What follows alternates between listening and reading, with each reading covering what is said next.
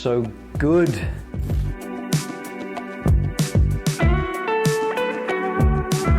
Do you struggle with any of these? An inside takeaway, a flat, narrow backswing, lack of width, lack of power, struggling to really find flow and consistency in your swing, even though you're trying to do what everyone is telling you? You have most likely been told one of two things when it comes to the golf swing. Number one, resist the lower body. Jason Day was one of the world's top golfers, but he kept having issues with his lower back. Why? Well, him restricting his lower body did not do him any favors.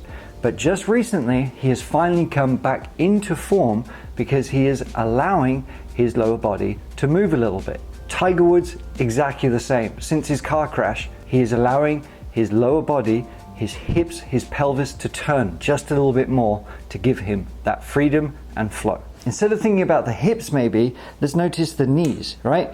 If I'm restricting the knees here, it is very difficult for me to make any kind of movement in my swing.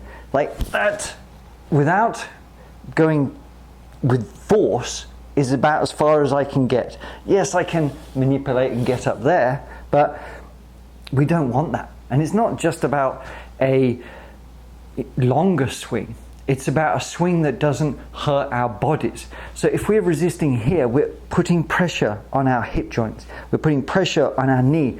We're putting a lot of pressure on our back. So if we resist here, we try and wind up, okay? The pressure is all here.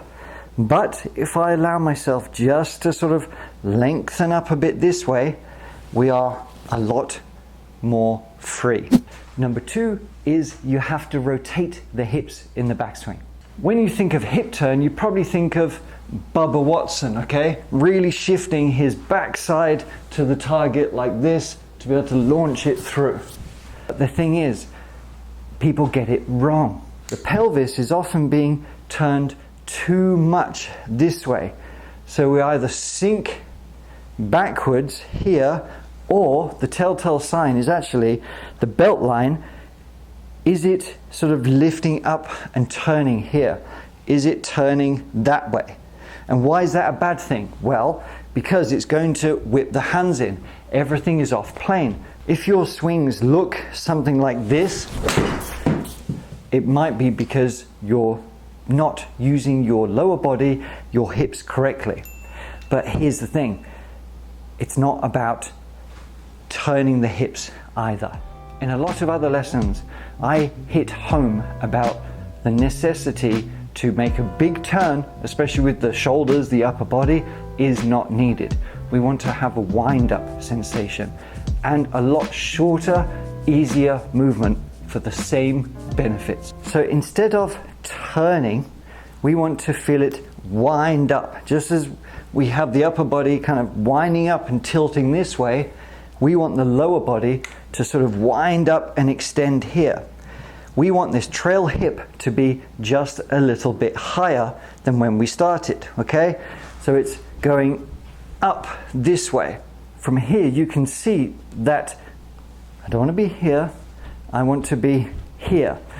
That's the feeling that we want to sort of sit back into it here. There, sitting down into it and letting it come up.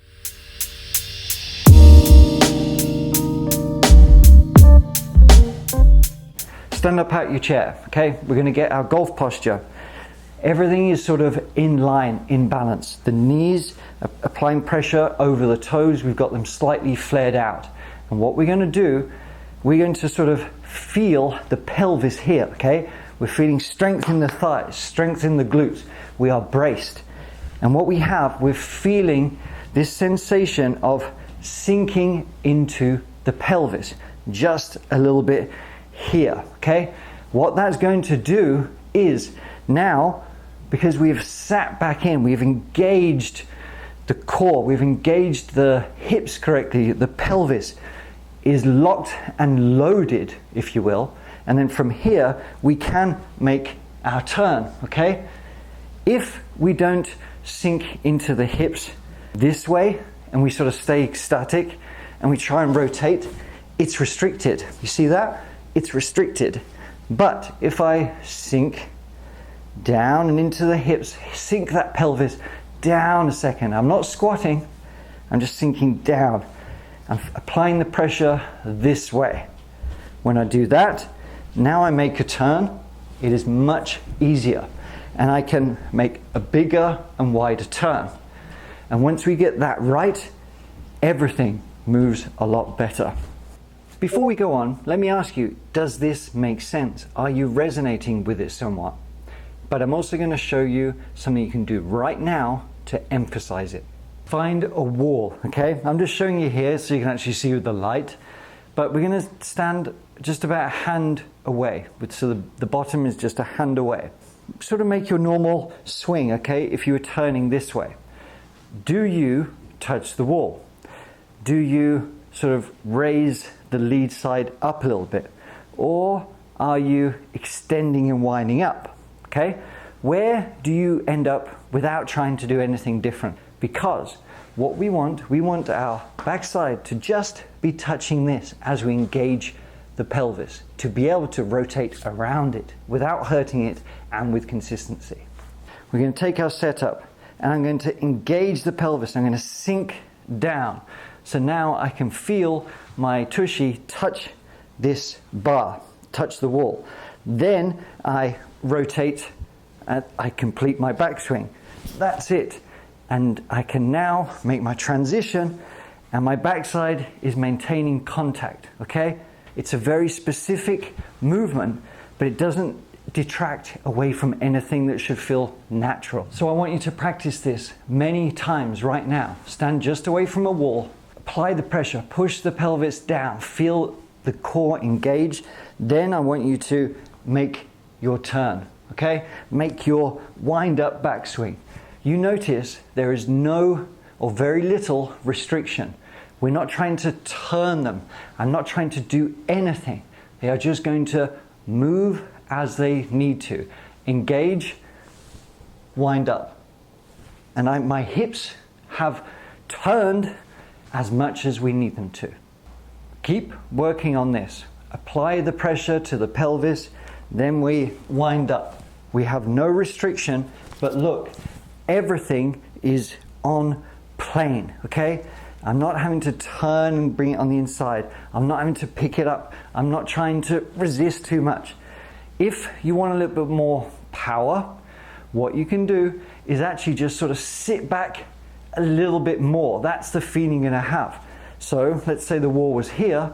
You're going to sit back, engage it this way, engage there, then turn around, okay? We now have that wind up. We have that power. We have all the energy stored up, ready to go. The amazing thing about all of this, it doesn't feel forced. We're just engaging, winding up. It's shorter, it's more efficient, and it works. So, yes, when we hit a shot, we want to be focused on the target more than anything. But right now, it's engage, wind up, just to there, right? The hips have still turned. My butt is facing the target a bit more. I have freedom, but I'm not loosey-goosey, okay? So it's engage, wind up, swing through. So there you have it. Don't turn the hips in the golf swing, engage them and allow the motion to move them without trying. You will be more consistent and it does blend in with this lesson here.